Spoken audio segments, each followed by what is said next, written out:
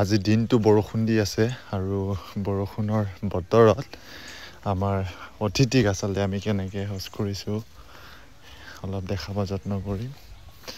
এফালে ভণ্টি এজনী আহিছে বৰষা, আমাৰ PWC টিমৰে এগৰাকী হয় ৱেষ্ট মেনেজমেণ্টৰ, লগতে তাইৰ ককা আইতাকৰ এনিভাৰ্চাৰী বুলি গোটেই পৰিয়াল লৈ আহিছে। ককা আইতাৰ আজি এনিভাৰ্চাৰী হয়নে? একদম আমি শুভকামনা জনাইছো। আইতা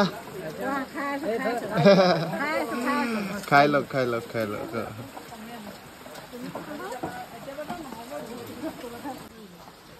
প্লেনিংটো বৰষাৰ হয় নাই? বৰষা আহিছে, বৰষুণ আহিছে,